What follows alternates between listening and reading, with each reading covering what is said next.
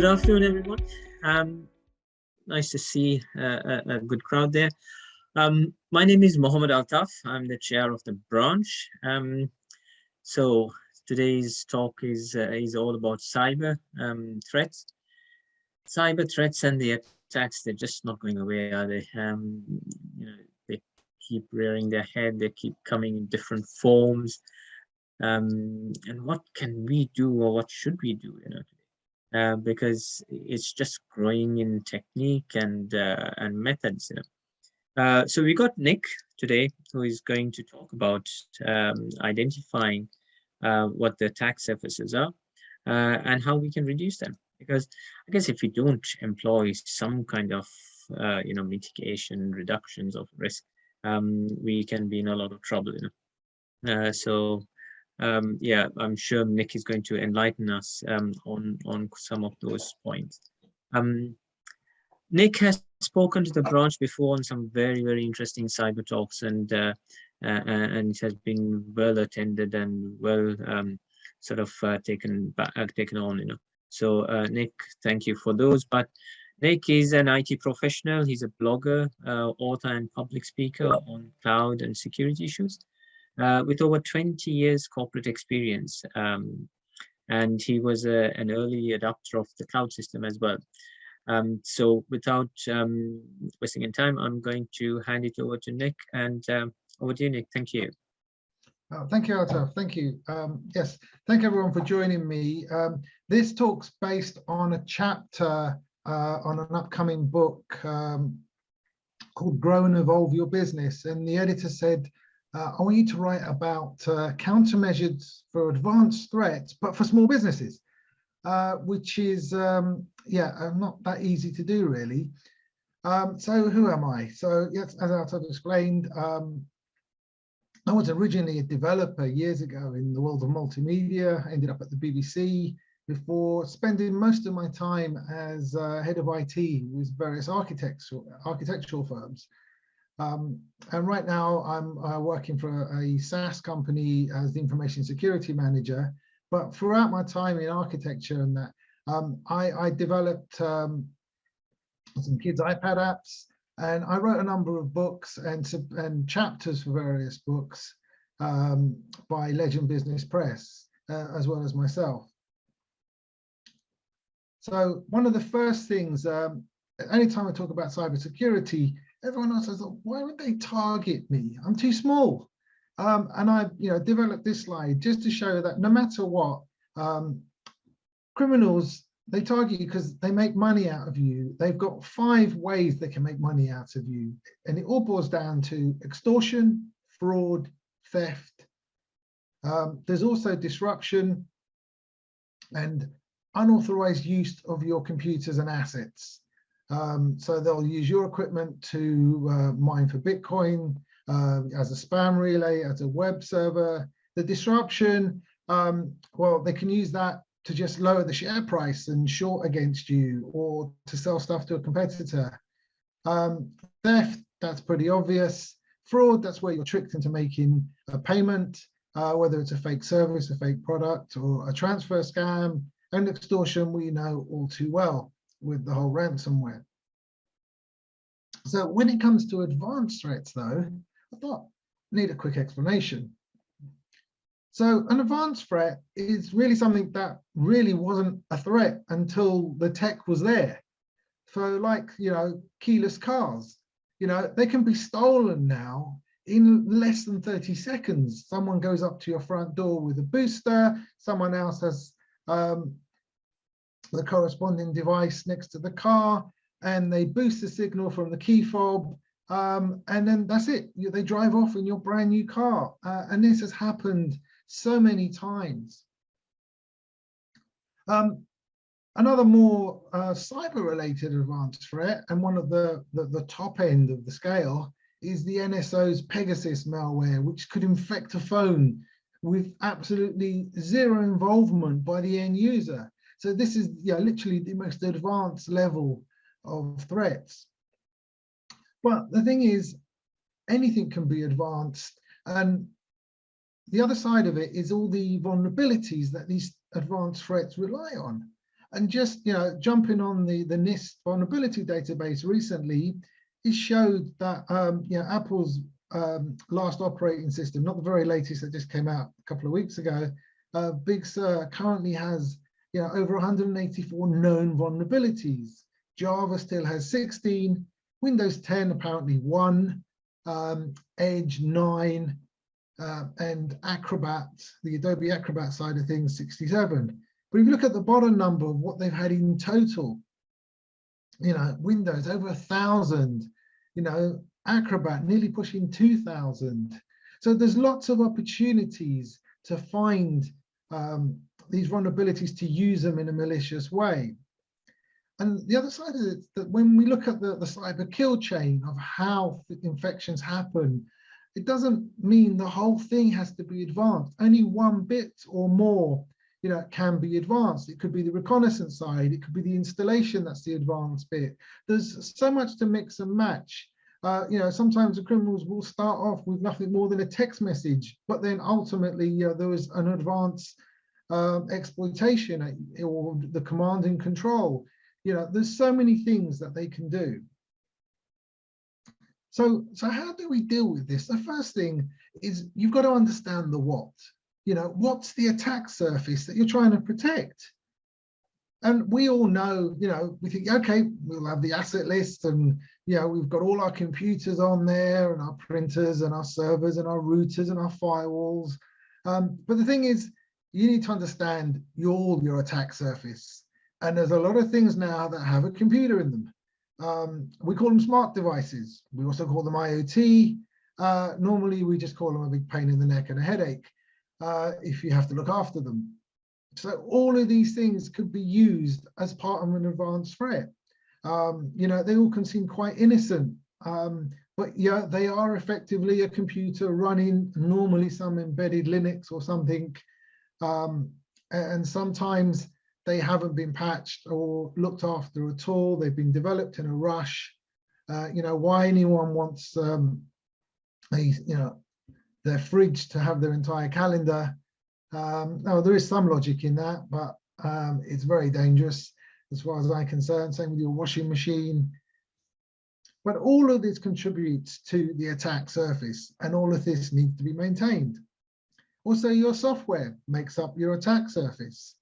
If you're moving to more software as a service, cloud services, then a lot of that responsibility of keeping them up to date is not in your hands. But if you're installing things locally still, that is still your problem and things you have to account for. But all of these need credentials. So how you store the credentials is also important, because the attacks could be just to steal different credentials. That's all they were ever after. The other thing is what I call, or known as, legacy technology creep versus emerging technology. So just to show you now that it's been 12 years since Windows 7 came out, and we've just got Windows 11 this month, or last month, sorry, in October. And there's a lot that's happened in between, and there'll be people still holding on to Windows 7 and people rushing to Windows 11. Both give opportunities to the criminals. Both can be used where there's known issues that were never really fixed and bugs, or the new, excuse me, the new vulnerabilities and issues from Windows 11. So let's not forget the human element. A lot of advanced threats came about also because someone had access to the building. At one point, Barclays was robbed because someone posed as an engineer and added a remote access point. So, there's all sorts of devices, and it's quite easy to put a keylogger in a keyboard or a mouse, or introduce things on a USB stick. And so the people element is important, making sure they understand what to do and what not to do, as well as your technology and processes. So after you've looked at the what, the next is the where, who, and why, where you really have to go in and start expanding the asset list. So firstly, for every asset, if it's tied to a person, you need to know that. You need to know that it's on that person or with that person. If it's at a set location all the time, if it's literally a firewall or it's a network switch or it's a server, you know, you need to know where it is. And if you have more than one office or you're in multiple locations, you may need to know which country it's in as well. Next is like the who side. Who's the accountable person or the team responsible? We've recorded who has it, if that's the case, but who's the actual person accountable, or which team is responsible for that particular asset? And a lot of people, they don't record this bit, and it's like, if you end up in a crisis and it's like, right, who do we call? What do we do? You know, who's in charge? Because some things weren't logged, and especially with some of the more, you know, those new smart devices that someone set up, you know, there's been denial of service attacks, some of the worst ever from security cameras. If you find that your camera is now doing something it is not, but you don't know which department is responsible for it. And then the why question. Why have you actually got this asset in the organization? You know, which group does it belong to? Which business unit does it belong to? You know, is it for management? Is it for legal reasons? Is it productivity tool? Does it belong to HR? Is it for training? Understanding the why is important, because that then leads on to how you can reduce the attack surface. You know, firstly, if the why hasn't been answered, you know, if the reason you have it has no longer there, then you need to get rid of it. There's so much I see businesses holding on to really expensive equipment, but it doesn't, they don't need it anymore. It's never been used. It was expensive at the time when they bought it, but it's been sitting there for 6 years and no one's done anything with it. So if it's still on the network, you might want to remove it. But removing always will equal reducing, but there's other things you can do to reduce your attack surface. One is to consider upgrades of the operating systems, or just completely alternative operating systems. Right now, I look after a big estate of Chromebooks tied to Google Chrome Enterprise. And I don't have to worry about the Chromebooks in the same way I have to worry about my Windows machines. I've also in the past given certain users iPads, because for their role in that, it was more suited for what they needed to do. There would be up a ladder there in surveys and that. Most of the time, they didn't need a laptop. Their iPad was more than sufficient. So one of the easiest ways you can remove a lot of your problems if alternative operating systems will suit your needs. Now, the other side is, on the people side, is people, they need engaging awareness training. You know, you can't just suddenly plonk people once a year and say, this is your cyber training, and expect them to fully absorb it all and remember it, you know, 6 months down the line. When it comes to, you know, an event of a breach, it's important to understand that one of the first questions the ICO will ask is whether the staff member was trained in data protection. So, you know, you need to take your awareness training seriously and record when it's done, so you know, if you've missed anyone. And it's a case of explaining the risks according to the department, you know, and demonstrate with real world examples.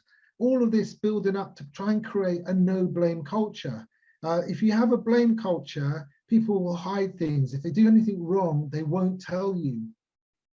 And it's only through the awareness training and also explaining of social engineering and just how effective it is, so people can actually block it when they realize what's going on. You know, I work for a technology company, and we've had people social engineered out of thousands on the personal level. And like, it's only when, you know, they're recounting the story and they realize, yeah, I should have saw that one coming. And it's like, you know, don't worry, everyone can be fooled some of the time. You know, social engineering will use hooks of truth. People will ring up, you know, they'll say that the police, they'll have some type of something to verify and make you believe some information. And it's surprising just how easy it is. No technology whatsoever at this point, just purely social engineering. And all of this can then lead further to other attacks. And you need to explain the risks by the departments, you know, for marketing, data privacy risks. If you have an engineering side, you know, supply chain compromise, extortion and theft, and the whole fraud side for finance. There's so much, because a one size fit all doesn't work for security awareness training. And there's lots and lots of free content available. I've got tons on my site of links to others. You know, you can't just think, okay, I've got this, that's good enough. You know, when I do my awareness training sessions at work, I actually use real world examples of phishing attacks and all sorts of frauds, and actually, you know, show so people realize how we're targeted, and you know, then show what we're doing to try and stop it. So there's, yeah, and everything is different for each firm. No two firms are the same. No two organizations are the same. And one thing for me is like whether to phish or not to phish your own stuff. I've always taken the view not to phish. I prefer to train and educate and show. It depends on the numbers and the type of business. There are lots of really good services to help where they send out, you know, benign phishing emails and people fall for them. It will then take them to further training in that.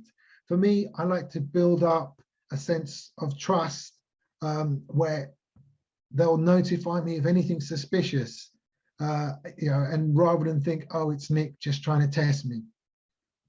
But it's all about culture when it comes to awareness, cybersecurity training, you know, because even the best training, if you can't change the culture and how people think, you know, it won't be that effective.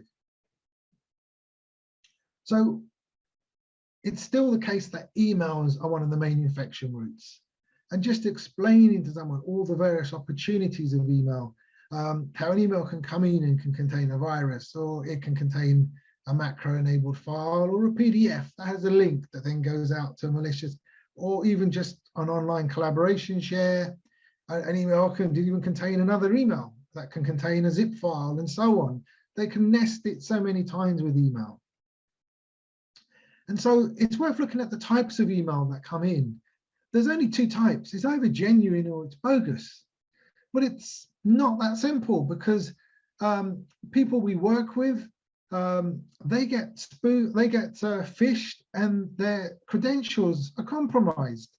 So it's a genuine email system that comes in, but it's via compromised credentials. And then that leads to all the normal things that the criminals can do.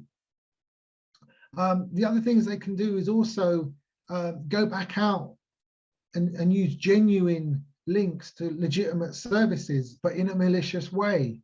So we had one not that long ago, a couple of weeks ago, where a client was phished. We had an email from them. It then went out to a OneDrive website area, which it was actually legitimate. And it was only then the link from there where it was trying to phish, and then using another service to host that particular page. So there's lots of opportunities. So this is the one where I was just where you got compromised detail, fraud, going to a genuine online service. So there's nothing for a lot of web filters, email filters to block. It's a client's email. It's come from them. It's got their signature. It's all correct. It's not been spoofed. You know, it then has a link going out to a legitimate service. It's only then is it malicious, and these are really difficult to stop. So what can you do? Well, certainly you pay for an email filter, really, if you can, especially a cloud service. And if you use any form of cloud service, or even if you run your own email, it's worth blocking all the different executable file types. And believe it or not, there's over 95 in the Windows world. I've got them all listed on my website. I'll show it at the end, and there's the instructions on how to add this into Office 365. You can also put it into Gmail. And these are all file types that you have no need to transfer or ever receive unless you're a developer or a web developer. These are not file types you would ever need to receive via an email. And it's worth blocking because this protects what's called some of the living off the land attacks, where they'll use PowerShell and other scripting that's built into the operating system. It's also worth filtering your web traffic. There's all prices all the way, starting at the free level. There's Quad 9, is you change your DNS to 9.9.9, and they filter it. It's completely free for commercial use as well as personal use. Cisco's got Open DNS. There's the Family Shield. You can go to the paid service, the Cisco umbrella. And there's also more advanced services like SensorNet and Zscaler and Menlo and others. These are just some of the few. I've used both Zscaler and SensorNet. And believe me, filtering your web traffic makes a massive difference. Most of the time, you don't notice what's been filtered because it's just certain elements of a web page. So everything appears to work, but what you don't know is that that ad was malicious that would have been popping up, or another element. So yeah, you get a lot of benefit. SensorNet has an amazing trick. Some of the others may do as well, but you can't land on any web domain that's less than 24 hours old. If fraudsters or criminals spin up a fake website, you can't get to it because it's less than 24 hours old, and then a human has to approve it as well. So that just cuts out 90% of all the phishing links straight away. So once you've removed everything you don't need, you then need to look at the secure configuration. Has it been securely configured? And this is basically a set of questions, an audit, the whole setup processes that you have, from removing default accounts, making sure you're not running as an admin account, managing user privileges, everything. There's tons and tons of information on hardening, whether it's a server or a laptop, password complexity, unneeded services. You have to find your own way that works for you. Because like I said, no two organizations are the same, and depending on what you have will depend on what you need to do to harden them. One of the things that will make a big difference is your guest Wi-Fi. If you have the ability to turn on guest Wi-Fi and make that guest Wi-Fi has zero access to the rest of the network, that is great, because you can get all your own staff as well as guests to the organization to use the guest Wi-Fi. So no one is using personal equipment. Their phones aren't connecting to the main Wi-Fi that can see everything on a network. No, when someone comes in to do a presentation with a laptop, or they're not connecting to the main network, because the 6 degrees of separation theory doesn't apply to your systems. Is everything so interconnected that if one was compromised, it could spread throughout the entire company? So this is where separations of systems, additional firewalling. There's loads you can read up on, and good advice. But make sure that everything can't fall over, because it's not all connected. You can do it at a software level as well. I made sure on purpose that my Office 365 logins had nothing to do with Active Directory or the domain. So if one had a problem, the other one didn't. There's things you can do to separate things out. And then this leads on to access control. You can reduce a lot of identity related risks this way. There's single sign-on and multi-factor. If you are not using two-factor authentication on all available systems, I highly advise it. Better still, if you can move to single sign-on. As a Google Enterprise user, Google supports single sign-on. So my users log in. If they're asked with their Google credentials, they're then asked for their two-factor. If there's it's a new device or certain requirements, And then from there on, there's a whole load of systems, online systems, that they can just go straight into, and it uses the Google credentials. There's no password for those other systems. And when it comes to two-factor authentication, I prefer using Authy. It's by Twilio. It's completely free. It's an equivalent of Google Authenticator, but it lets you install it on multiple devices and share the information. So if you lose your mobile, or it's broken, if you happen to have a second device, whether it's an iPad or another phone, Authy will be on that as well. So it makes transitioning. I just upgraded my phone after 4 years. Wasn't a problem, because I installed Authy, put in the credentials, put in my master password, backup password, and it unencrypts everything, and I'm back in business with 50 or so different two-factor codes. Google is trying to play catch up. Google Authenticator is trying to play catch up with a lot of what Authy can do.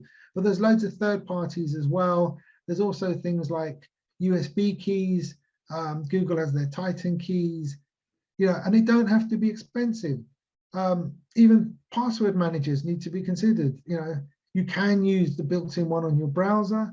The Chrome has one. I think they all do, but even Bitwarden is completely free. So, getting people to store their password safely and, match them to two-factor authentication, or, whether you want to call it multi-factor or two-step verification, they're all the same thing technically. Without going into the semantics, the main thing is that you're using them. So things like Office 365, make sure all the admin accounts, I think they have to have them by default, but if they don't, please make sure that two-factor is turned on, at least on all your admin accounts for any of your services. And then there's the zero trust principles. This is where you don't trust anyone or anything. You always verify. So just because you're plugged in and you're on the network in the building, that doesn't mean it's a trusted device. I use a feature in Google Enterprise called context-aware access. So no one, even if they have credentials, can access anything until their device is approved. They're told access denied, even though they've got their username, their password, and the two-factor, still access denied until that device is approved. Least privilege is the principle of making sure people only have the right to do what they need to do for their role. They're not given additional rights just in case, or it's just easier. Let's just give them admin rights on all these different systems, because it's just easier than trying to work out what the least privilege model means. If something does go wrong and someone is compromised, they're only compromised according to the privileges they have. So if they run as a standard user and they can't install anything, if that compromised device, that also can't install anything, without going into really advanced trickery.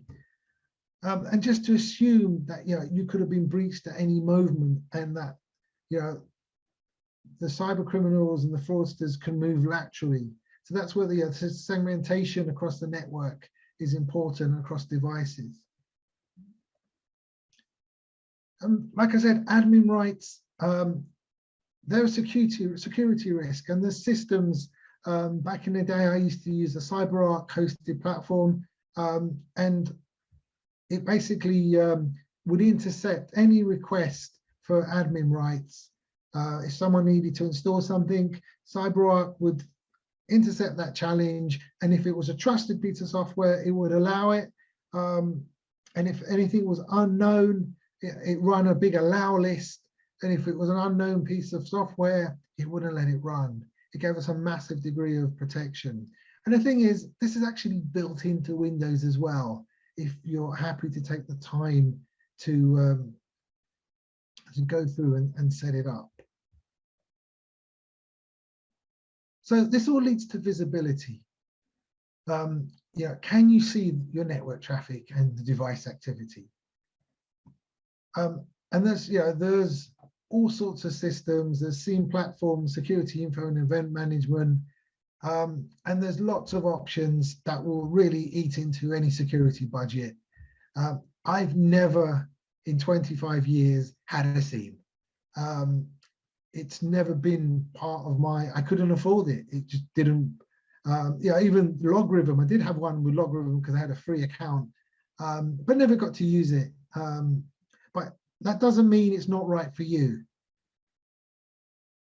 There's also things like a security operations center, and there's now software that will help do this, and a service, because if you have to employ people to be working around the clock to be there, it's too expensive for a lot of small businesses. So there are solutions that are providers. And generally, for most of my years, we relied on unified threat management from the firewall. It blocked a lot. It would report on everything going through the system, and that was fine when we were all in the one office. But with hybrid working now as the new norm, that doesn't really have the same catch-all. It's still good to have, it's still a good protection, but I prefer to filter traffic, with the likes of Zscaler and SensorNet, because they've got extensive reporting. I was getting the same reporting pretty much from the firewall. I was also getting it in these web filters, or proxies in some case, but it makes a huge difference, and you can see who's doing what. And it didn't matter where they were, whether they were in the country, in the office, in another country, the device would be protected. And to end this side of things with visibility, it's important to have mobile device management, MDM, and that doesn't mean mobiles as in your phones. Mobile device just means anything. In fact, you can put any device on these platforms now, just to help manage them without having to go to them. They offer remote access. You can see the screen,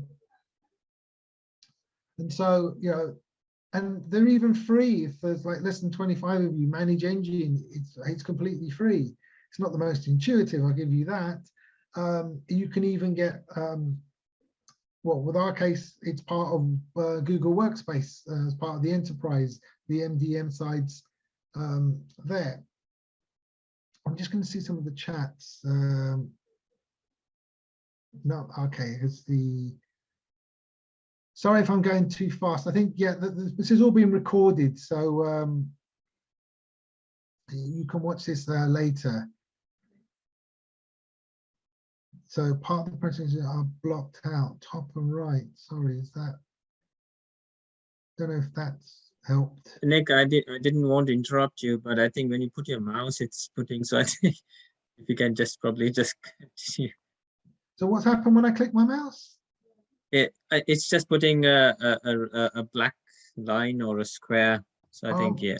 Okay, sorry. Yeah, that's better. That's better. Okay. So this leads all into forensics and remediation. Do you have any way of looking at the root cause of a problem and rolling back and fixing? And there's a framework called the MITRE attack matrix that looks at all of this, and you can buy solutions that automate this and follow this. I use a system called Sentinel-1, but it's a managed service, and it works out about twice the price of a decent antivirus, but it's fully managed. There's someone that all they do is look at alerts and respond to them. I don't have to worry if I'm not available. There is someone that's in a network operations center dealing with all this. And there's lots of solutions. Some are aimed at small businesses. The Sentinel-1 scales down. Heimdall has one. I've used Sophos Intercept X for a number of years. And the main thing is these are like one level above or two levels above antivirus. So the detection and response, some good antivirus will do most of this, but this lets you drill down and see exactly what happened, what else was affected, because believe it or not, criminals lie, and their software will do one thing purely as smoke and mirrors. Yeah, it may, start trying to delete or encrypt things, but that may not be the only thing it's doing. So it's all well and good saying, yes, we blocked this, but something else might have been happening as well. Files might have been dropped onto your system. Things were changed.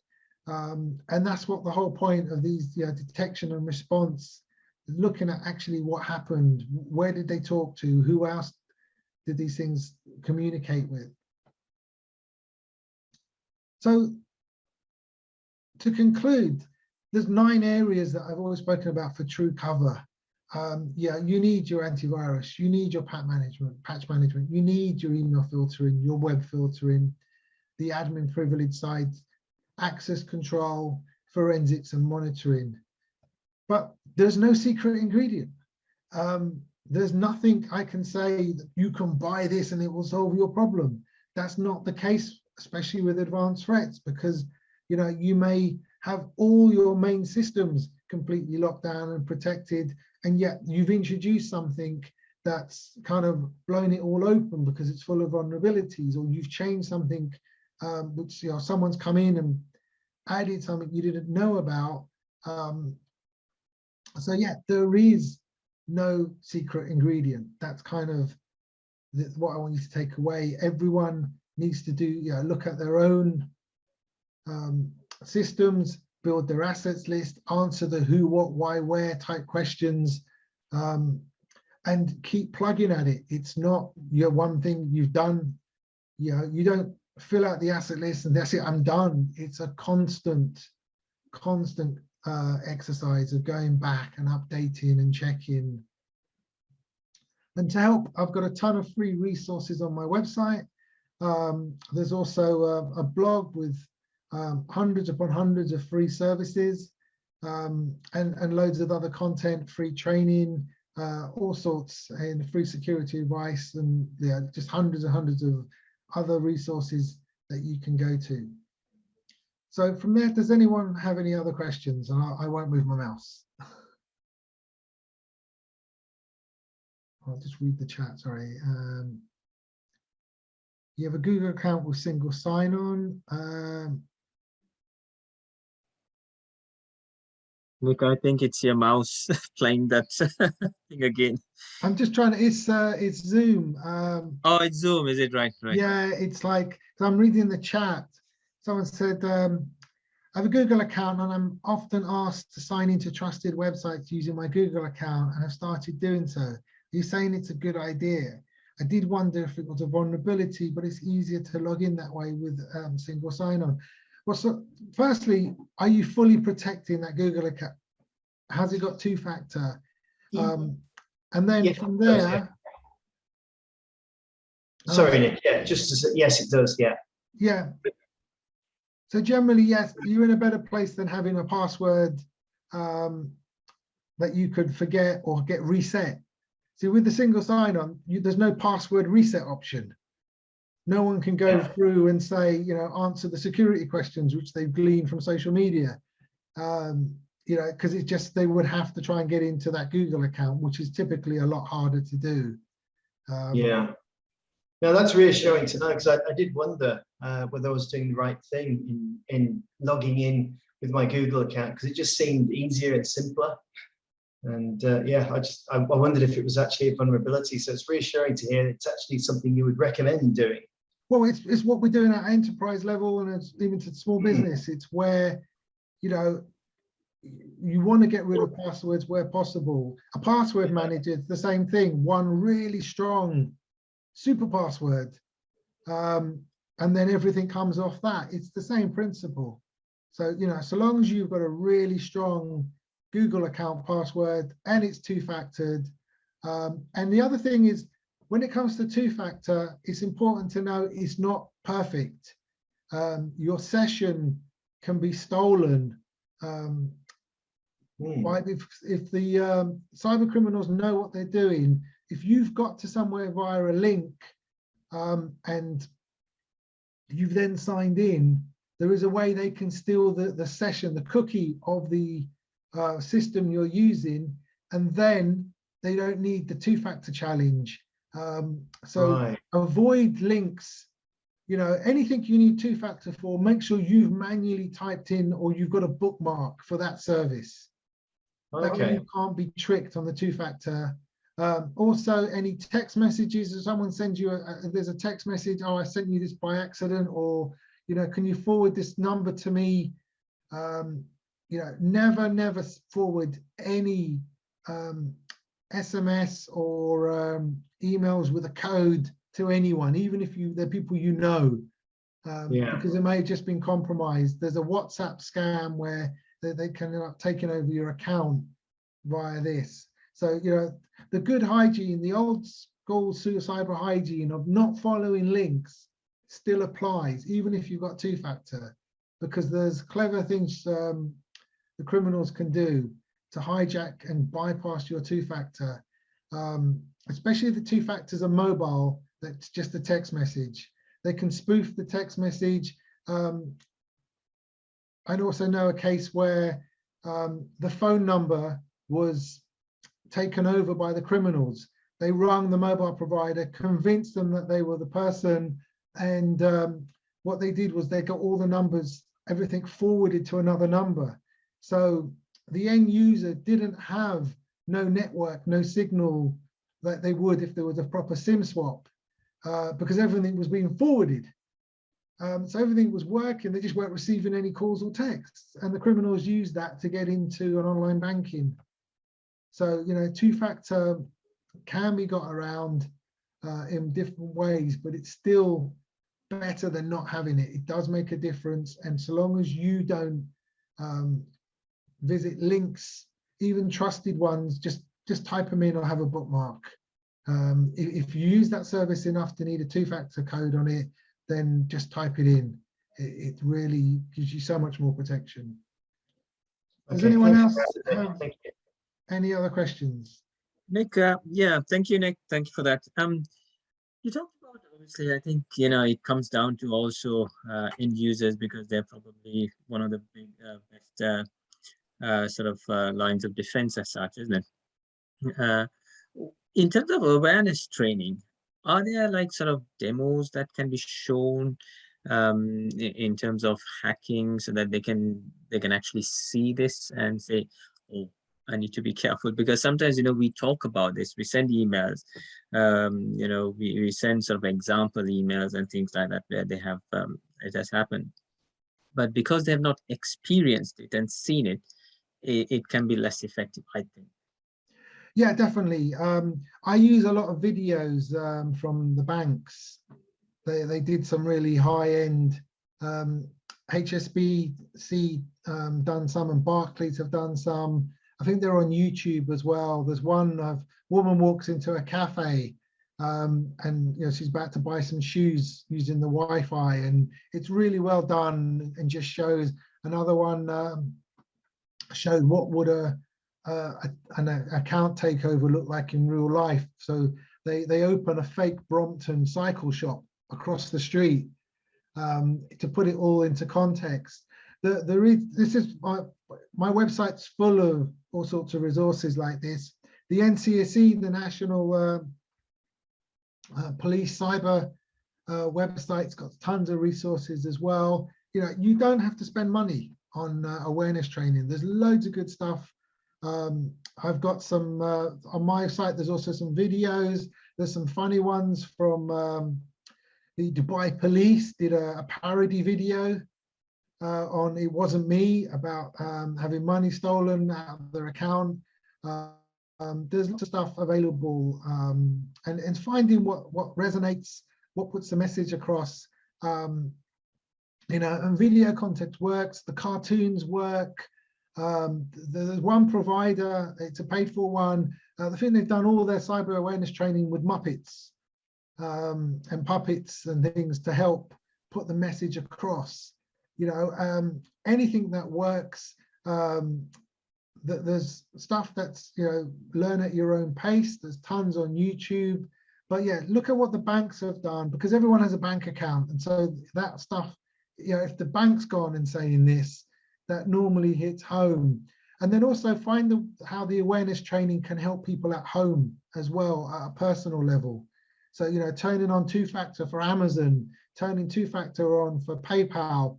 All of this helps, you know, because then people get used to it in their daily activities, not just their work activities. And so it's no big deal when you're asked, okay, can you put this code in that? They're used to it because, you know, they can't spend on PayPal without getting a text message, or they can't, you know, it's also great because you can't accidentally buy something, you know, on a whim as well, because you then got to go through the motions. So do you really buys you extra time as well? But yeah, finding the real world, how all these changes in everyday life can help protect. And that's why I collect all the phishing emails and the scams and show, you know, the TV license ones. My book, it's not technical, that one, the Internet Security Fundamentals one. You can even download older versions for free. It's just full of examples, and there's so many different opportunities for the criminals. Every time there's a major event, there's some type of scam around it. So there was all sorts of COVID scams, when there's a, you know, PayPal, anything, online dating. There's just so many opportunities for them to fish and convince you to part with money.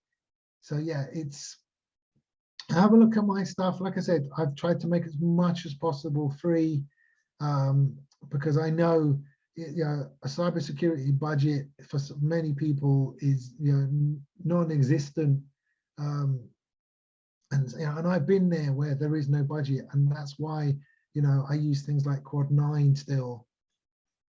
I've got another chat, so apologies, the screen goes black. Okay, yeah, thank you for the website. It's kind of like my personal encyclopedia of stuff as well now. I need to update the resources lists, because stuff, you know, ends up being pulled. So yeah, it's just an ongoing project. So if you do spot a broken link, please let me know. Nick, also with obviously with the current sort of post-COVID as such, and you know, the working from home, and bringing your own devices as well. This is becoming popular. People are wanting to bring their own devices. They don't want to be carrying two mobiles. They don't want to be carrying two different laptops. Yeah, what's your advice on that? Well, that's where the MDM, mobile device management, comes in. You can let people use their own devices and have a degree of control. The first thing these do is they put a policy on that device, and it separates the business or organizational data from that person's personal data. So then you can then initiate a remote wipe if you have to, if that, you know, so you don't have to worry about losing data. The other thing is just also making sure things are encrypted as well. That, you know, most modern devices, most modern mobiles will be encrypted. In fact, Windows 11, I think, forces you to encrypt the device as well. If you're on Windows 10, yeah, I've even upgraded some home machines to Pro just purely for the BitLocker encryption. But yeah, you can't just say no anymore. You know, you have to use this. You've got to let people work with their own devices, because if you're expecting them to work as and when in the evenings or weekends and that, you've got to let them work on their own device, but you can secure it. So, you know, the MDM side, and there's also solutions. You know, so we use context-aware access. So, you know, unless the device is approved, it can't do anything. So yeah, there are systems for that. And like there was one that was free. Manage Engine's free for 25 users. I think even like on a Mac, I think JamF is free for a handful of users. You know, you can try and pilot and test without spending any money. You know, make sure these things work for you before you actually pay for them. And if you find that you've run short of the 2-week deadline that they're giving you to the test, just ask for an extension. Nearly all of them will say yes. You know, it's surprising what you can do. And yeah, just try them. And you know, there's so much information out there. Nearly all the antivirus security firms have similar type solutions. There's vendors out there that aren't tied to anyone. Even your mobile phone broker they can do MDM and normally just add it to the monthly bill. There's lots of options out there. But yeah, you need to make sure people can work from anywhere and that they're secure, that they're not only secure when they're in a particular location behind an expensive firewall. You've got to put technology that protects them as much as possible, no matter where they are. And it's the web filtering isn't expensive considering what you get for it. I've never had massive budgets. If you can afford the price of a takeaway coffee a week per person, you can get a lot for your money, so long as you don't blow it all onto a mega expensive system. There are some that are amazing, but you're buying a Ferrari. You don't need a Ferrari. You need a van, you need a motorbike, and you need a secondhand two-door car, because that will protect you and do the job. And that's, I'm not trying to sell anything. And I've been there, like I said, when people have next to no money, and you don't want to wait till you've had a breach to then suddenly find it's a lot easier to put this stuff in place and block it without trying to troubleshoot a breach. Thank you, Nick. Any other questions? You can probably take one more. Great. Thank you, Nick. Again, that was a very interesting talk, and we will get the slide so that we can upload it to our document website. Yeah. Okay. Okay. Yeah. Thank you. Thank you very much, everyone. Take care. Yeah. Thank you. And this is recorded as well. So hopefully by next week, once we actually get the recording, it will be available with the presentation on our website. Thank you, everyone. And certainly thank you to Nick again. Thank you. I'm now going to end the session. Thank you.